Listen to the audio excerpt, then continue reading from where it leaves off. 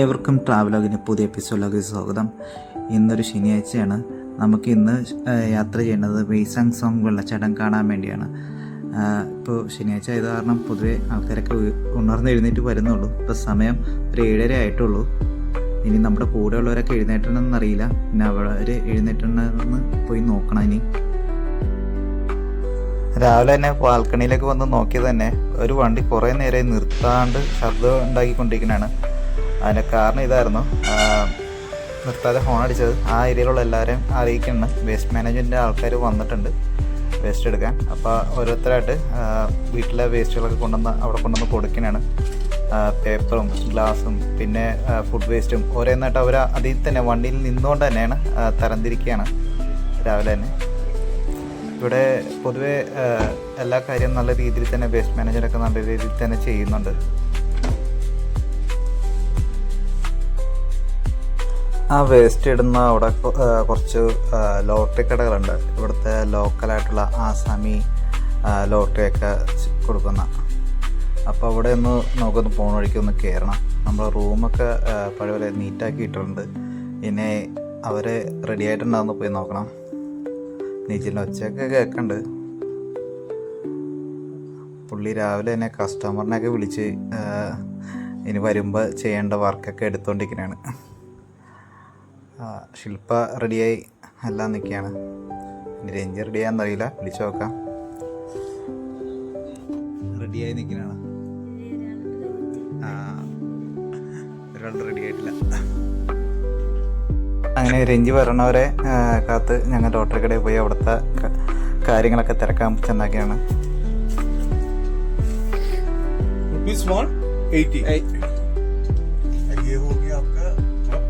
FC means forecast means अगर दोनों अगर लग गया तो आपको ₹1 में 4,000.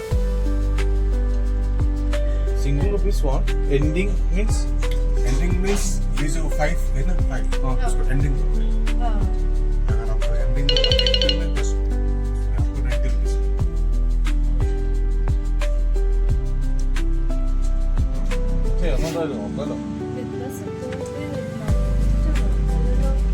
अच्छा ये डेली 64 54 35 35 35 85 35 35 15 ठीक है भैया. How much this one? എത്ര ഏത് കൊടുക്കണം? ഏതെങ്കിലും കൊടുക്കും. 80 കൊടുക്കണം. അപ്പോൾ എല്ലാത്തിനും first round ₹1 The first one is then ₹1 ₹1. It's total 4 പേ കർ. ഓക്കെ, അല്ല ഇനിയും നമ്പർ എടുത്താലേ. Next second one means for second person. No. ഞാൻ തന്നെ പറയണോ അല്ലേ? You also play or close? We will also play.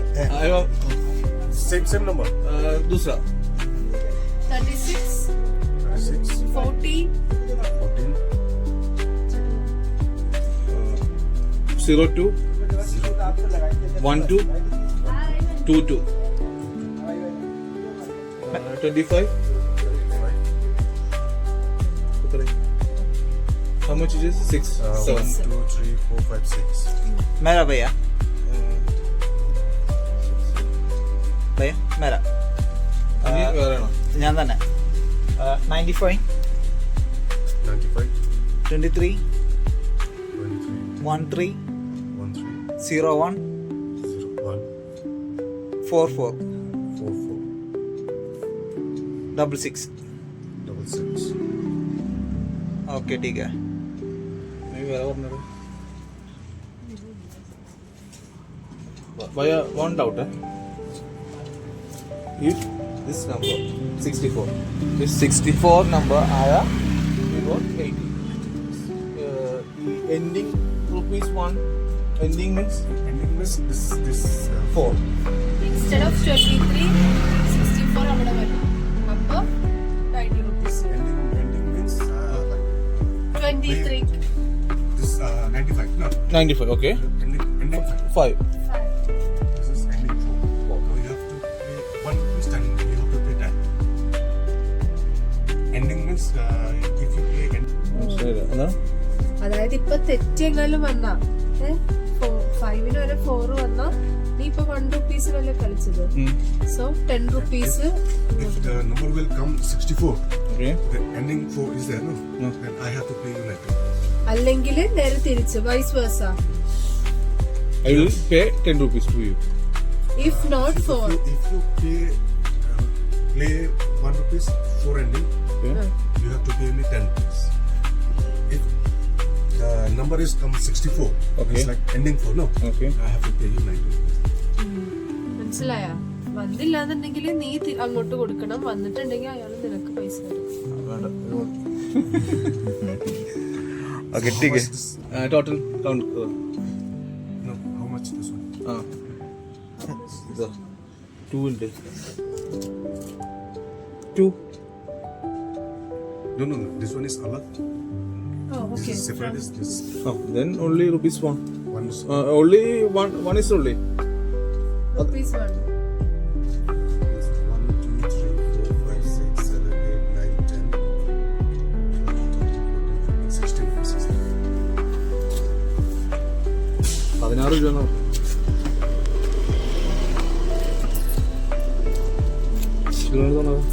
If you got this, നാടുകളിലുണ്ടാകുന്ന ചില കൊച്ചിയിലൊക്കെ കാണുന്ന കോട്ടംകളി പോലെ മറ്റൊരു രീതിയിലാന്ന് മാത്രമേ ഉള്ളൂ. എന്തായാലും കിട്ടുകയാണെങ്കിൽ നമുക്ക് ഇന്നത്തെ ചെലവിനുള്ള ഒരു വകുപ്പായി.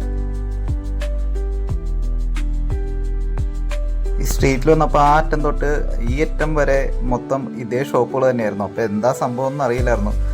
അപ്പോൾ ഇന്നാണ് ഇവിടെ ഒന്ന് കയറി സംഭവമൊക്കെ ഒന്ന് പരിചയപ്പെട്ട് ഇത് ലോട്ടറിയുടെ സംഭവമാണെന്ന് ജസ്റ്റ് ഒന്ന് പരീക്ഷിച്ചതാണ്. അവിടെ നിൽക്കുന്ന സമയത്താണ് ഒരു ചെടി കണ്ടത്. കാണാൻ നല്ല ഭംഗിയുണ്ട്. ഞാൻ ആദ്യം നോക്കിയപ്പോൾ പ്ലാസ്റ്റിക് ആണെന്ന പോലെ തോന്നി, പക്ഷേ പ്ലാസ്റ്റിക് അല്ല. സംഭവം എനിക്ക് ഇഷ്ടമായി. ലോട്ടറി നോക്കുന്ന സമയം കൊണ്ട് രഞ്ജിയൊക്കെ റെഡി ആയിട്ടുണ്ടായിരുന്നു. അപ്പോൾ നമ്മൾ നേരെ പോണേണ് ഡോങ് വെള്ളച്ചെണ്ടം കാണാൻ വേണ്ടി. നമ്മൾ നിൽക്കുന്ന ഹോം സ്റ്റേയിൽ നിന്ന് അങ്ങോട്ട് ഒരു ചിറാപ്പുഞ്ചിലേക്ക് ഈ പറഞ്ഞ ഡോങ് വെള്ളച്ചാട്ടത്തിൻ്റെ അങ്ങോട്ട് ഏകദേശം 51 കിലോമീറ്റർ ഉണ്ട്. യാതൊരിടത്തും നിർത്താതെ നേരിട്ട് പോവുകയാണെങ്കിൽ ഒരു ഏകദേശം 1.5 മണിക്കൂർ മതി അവിടം വരെ എത്താൻ. ഈ ഇങ്ങോട്ടുള്ള പാത റോഡ് പണി നടക്കുകയാണെന്നുള്ളതിൽ മാപ്പിൽ കാണിക്കുന്നുണ്ടായിരുന്നു. അതിന് കുറച്ച് ദൂരം മോശം റോഡാണ് അങ്ങോട്ടുള്ളത്.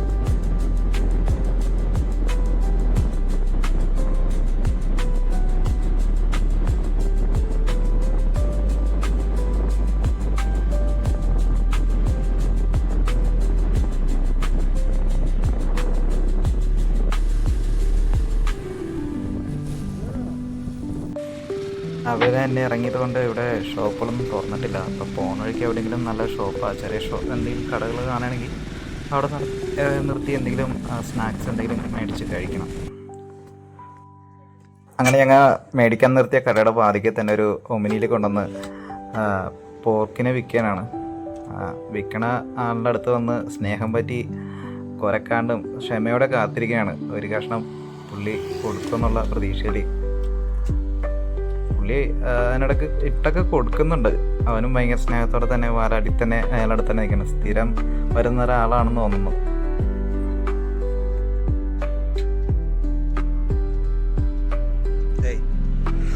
നല്ല അനുസരണമുള്ള വണ്ടിയാണ്.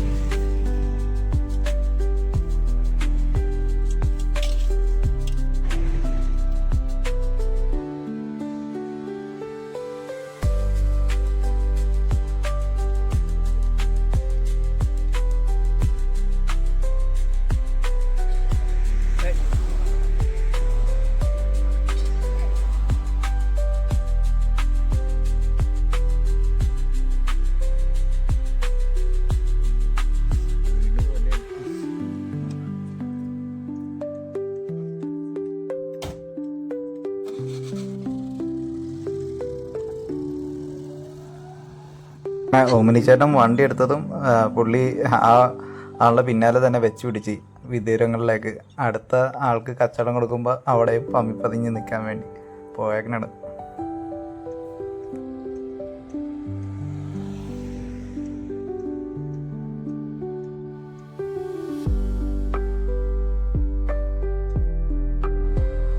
എല്ലാം കഴിഞ്ഞ് കഴിഞ്ഞപ്പോഴാണ് ഒരാൾ വന്നത് മണം പിടിച്ച്. അത് പട്ടീനൊക്കെ കണക്കാൻ വേണ്ടി പ്രത്യേക ചന്തമാണ്.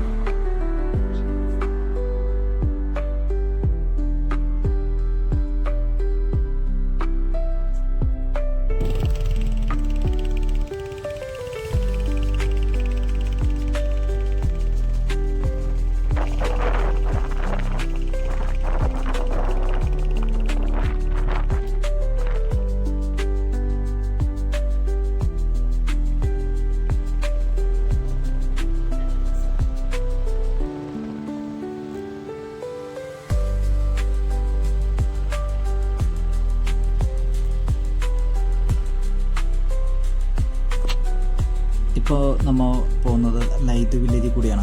ചുറ്റിനും മുട്ടക്കാടുകളും പുൽമേടുകളും മാത്രം. ഇവിടെ ഒരു ചെറിയൊരു മശാനം കണ്ടു. ഇവിടുന്ന് ആ പ്രദേശത്ത് നല്ല ഇളം കാറ്റും ആകെ ഒരു പ്രത്യേക ഒരു അന്തരീക്ഷം, നല്ലൊരു പോസിറ്റീവ് അന്തരീക്ഷം. ഒരു മശാനത്തിനടുത്ത് വന്നിട്ടും ഒരു നല്ലൊരു പോസിറ്റീവ് അന്തരീക്ഷം തോന്നുന്നത് ആദ്യമായിട്ടായിരിക്കാം. എനിക്ക് തോന്നി ഏറ്റവും കൂടുതൽ സമാധാനത്തോടെ വിശ്രമിക്കുന്ന ആൾക്കാർ ചിലപ്പോൾ ആ കല്ലറയിൽ കിടന്നുറങ്ങുന്നവരായിരിക്കും. അവിടുത്തെ കാഴ്ചകൾ കണ്ട് നിൽക്കുന്ന നേരത്ത് വില്ലേജിലെ ആൾക്കാർ അവരുടെ വീട്ടാവശ്യത്തിന് വേണ്ട വിറകുകളും കുട്ടികളൊക്കെ എല്ലാവരുമായിട്ട് ശേഖരിച്ചിട്ട് വീട്ടിലേക്ക് പോയിക്കൊണ്ടിരിക്കുകയാണ് കാണുന്നത്.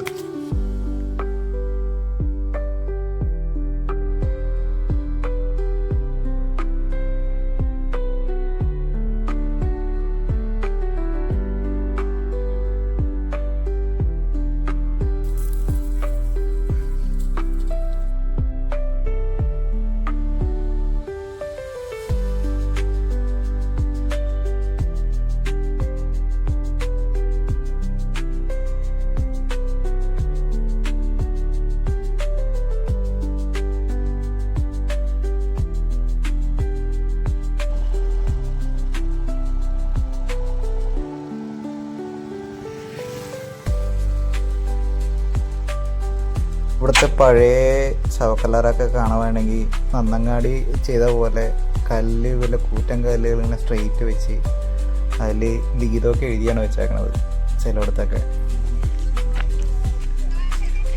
ശരിക്കും വെള്ളച്ചാട്ടത്തിൻ്റെ ഭംഗി ആസ്വദിക്കണമെങ്കിൽ ശരിക്കും ഒരു ഏപ്രിൽ മെയ് ജൂണിൽ തന്നെ വരണം. മഴക്കാലത്ത് തന്നെ വരണം. ഈ പണ്ട് നമ്മൾ പാഠപുസ്തകങ്ങളിൽ പഠിച്ച പോലെ മേഘാലയയിൽ എപ്പോഴും മഴയെന്ന് പറഞ്ഞ പോലെ ഞങ്ങൾ വന്നിട്ട് ഇവിടെ മഴയൊന്നും കണ്ടിട്ടില്ല. ഇപ്പോൾ കൽക്കരിക്കനിയും മറ്റു കാര്യങ്ങളൊക്കെ നടക്കുന്നതുകൊണ്ട് ഇവിടുത്തെ ക്ലൈമറ്റൊക്കെ തന്നെ മൊത്തത്തിൽ ചേഞ്ചായി തുടങ്ങിയിട്ടുണ്ട്. ഇവിടെ വന്നു കഴിഞ്ഞിട്ടുണ്ടെങ്കിൽ ഇരിക്കടേതായിട്ടുള്ള തനത് ഭക്ഷണങ്ങളൊക്കെ കിട്ടണ വളരെ കുറവാണ്. കൂടുതലും ഇങ്ങനത്തെ പാക്കഡ് ഫുഡുകളായിരിക്കും കൂടുതലും കിട്ടുന്നത്. ഇവിടെ 2 കുട്ടികൾ ഇന്ന് ശനിയാഴ്ച തന്നെ ക്ലാസ്സിലെത്തണം. ഇവർക്ക് കുടുംബാംഗങ്ങൾക്ക് വരാഴി കിട്ടുന്ന ടൂറിസം മേഖല തന്നെ അവരെ വൃത്തിയാക്കിയാണ്. ആ പരിസരത്തുള്ള പ്ലാസ്റ്റിക്കും കാര്യങ്ങളൊക്കെ തന്നെ അവരെടുത്ത് കൊട്ടയിലാക്കി അത് അവിടെ മൊത്തം വൃത്തിയാക്കുന്ന ഒരു പുതുതലമുറ വേണമെങ്കിൽ അങ്ങനെ പറയാം ഇവിടുത്തെ. അതിനിടയ്ക്ക് 2 മലയാളീസ് പിള്ളേരെ പരിചയപ്പെട്ടു.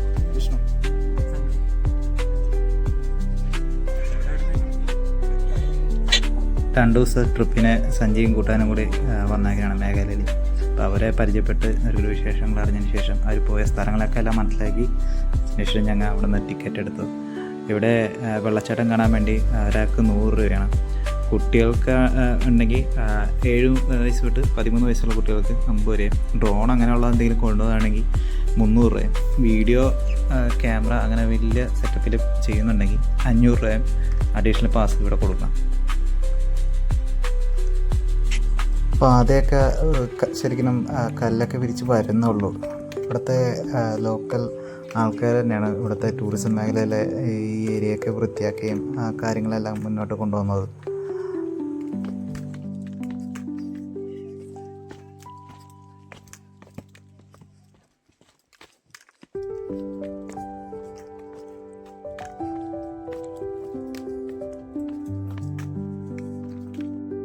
അങ്ങനെ കല്ല് വിരിച്ച പാതയുടെ അവസാനം വന്നെത്തിയത് കീഴോട്ട് മുള കൊണ്ട് നിർമ്മിച്ച ചെറിയ സ്റ്റെപ്പുകളാണ്. തുണി കൊണ്ടും കയറുകൊണ്ടൊക്കെയാണ് കെട്ടിവെച്ചേക്കുന്നത് ഇവിടുത്തെ ലോക്കലെല്ലാം ആൾക്കാർ. നമുക്ക് കാണുമ്പോൾ ഒരു പേടി തോന്നുന്നുണ്ടെങ്കിലും പക്ഷേ കുഴപ്പമില്ല, നല്ല രീതിയിൽ തന്നെ അവർ ചെയ്തിട്ടുണ്ട്, നല്ല ഉറപ്പായിട്ട് തന്നെ ചെയ്തിട്ടുണ്ട്.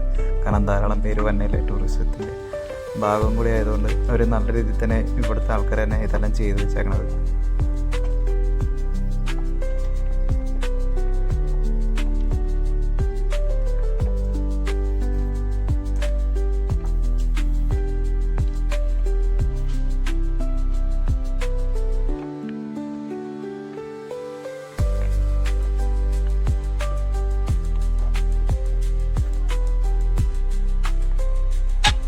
സ്ഥിരമായിട്ട് ഇവിടെ പാത വെക്കാത്തതിൻ്റെ പ്രധാന കാരണം ഈ കല്ലുകളിൽ കണ്ട ഹോളുകൾ കണ്ടോ, ഇവിടം വരെ നദിയിൽ വെള്ളം വരുമ്പോൾ ഇവിടം വരെ എത്താറുണ്ട്. അപ്പോൾ ഇതെല്ലാം ഒലിച്ചു പോവും. അപ്പോൾ അതെല്ലാം കഴിഞ്ഞ് വീണ്ടും അവർ ചെയ്യും. അതുകൊണ്ടാണ് സ്ഥിരതയില്ലാത്തത്.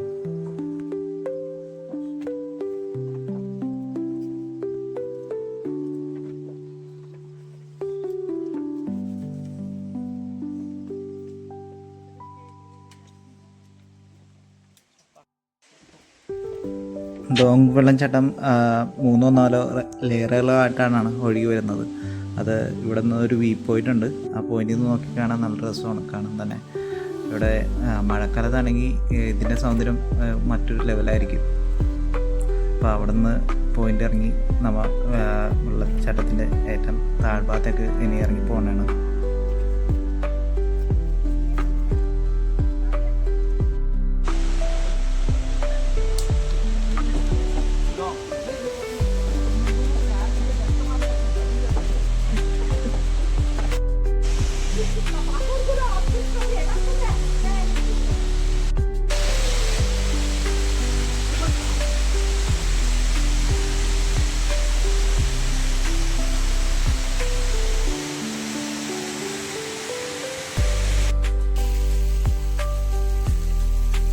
കപ്പിളായിട്ടുള്ളവരൊക്കെ ഒരുമിച്ചിരുന്ന് ഫോട്ടോ എടുക്കലും അവർ മലയുടെ പൊക്കത്ത് ശില്പയൊക്കെ വലിഞ്ഞ് കയറുന്നതാണ് ഫോട്ടോ എടുക്കാൻ വേണ്ടി.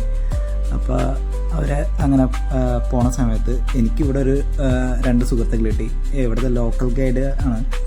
അപ്പോൾ പുള്ളിയുടെ ശുദ്ധ സംഗീതം നമുക്കൊന്ന് കേൾക്കാം.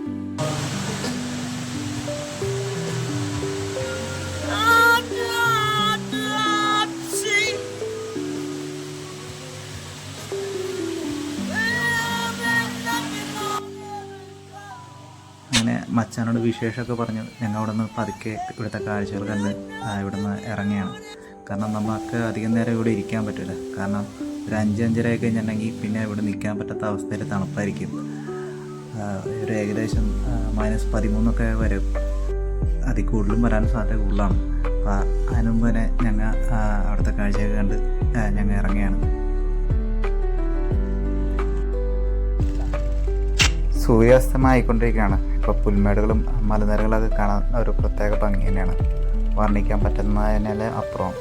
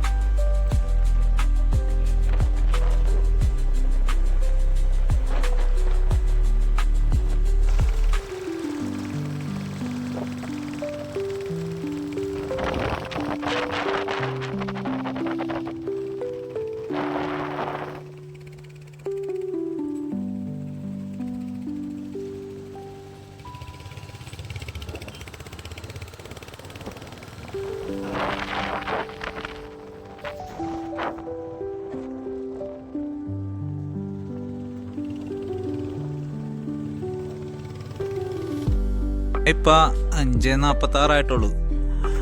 ഇവിടെയാണ് ഇപ്പോൾ തൽക്കാലം ചായ കുടിക്കാൻ വേണ്ടി വന്നത്.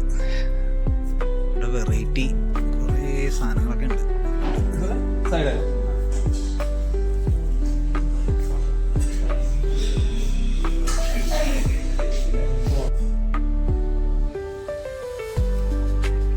അങ്ങനെ പല ടൈപ്പ് ഫ്രൈഡ് റൈസ് അവിടെ ഓർഡർ ചെയ്യാനുണ്ടായിരുന്നു. അപ്പോൾ ഞാൻ ഒരു സിംഗപ്പൂരി ഫ്രൈഡ് റൈസും ഇതിലൊരു നൂഡിൽസും നോർമൽ ഫ്രൈഡ് റൈസും ഒരു സൂപ്പും ഒക്കെ പറഞ്ഞു. 120-150 ആ റേറ്റിൽ തന്നെയാണ് എല്ലാ ഫുഡിനും. അപ്പോൾ കുഴപ്പമില്ലാത്ത റേറ്റിൽ തന്നെ ഒരു ക്വാണ്ടിറ്റി ഉണ്ട്. അപ്പോൾ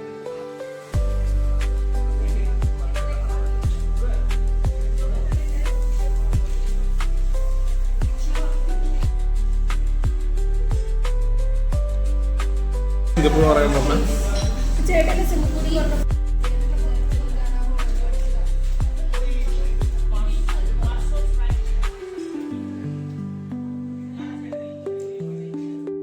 ഇപ്പം സമയം ഒരു 7 മണിയായിട്ടുള്ളൂ. പക്ഷേ കുറച്ച് ഓടി കഴിഞ്ഞപ്പോൾ തന്നെ കൈയൊക്കെ മരവിച്ച് എങ്ങനെയെങ്കിലും കയ്യിൽ നിന്ന് ചൂട് ഒളിച്ചാൽ മതി എന്ന് പറഞ്ഞ ഒരു ആദ്യം കണ്ട ഒരു ചായക്കടയിലൊക്കെ ഓടിക്കയറി.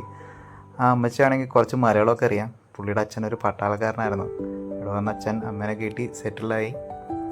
അപ്പോൾ അവിടുത്തെ വിശേഷമൊക്കെ പറഞ്ഞ് നിൽക്കുമ്പോഴാണ് റോഡ് സൈഡിൽ മറ്റൊരിടത്ത് ബ്രഹ്മപുത്ര നദിയിൽ നിന്ന് പിടിച്ച മത്സ്യമൊക്കെ ഇവിടെ വിൽക്കാൻ വെച്ചേക്കണത്. അപ്പോൾ അതിൻ്റെ കാഴ്ചയൊക്കെ കണ്ട് നിൽക്കുന്ന സമയത്ത് എല്ലാം ചായ കുടിച്ചിറങ്ങി. അപ്പോൾ അമ്മ ഇനി പോകാനാണ്. എങ്ങനെയെങ്കിലും റൂമിലെത്തിയാൽ മതി. അമ്മാതിരി തണുപ്പ്. നമുക്ക് ഇവിടുത്തെ തണുപ്പ്, മേഘാലയയിലെ തണുപ്പ് നമുക്ക് ഒട്ടും പറ്റാത്ത അവസ്ഥയിലാണ്. നല്ല തണുപ്പാണിന്ന്. അപ്പോൾ ശരി, ഇനി അടുത്ത വിശേഷം നാളെ പറയാം കേട്ടോ.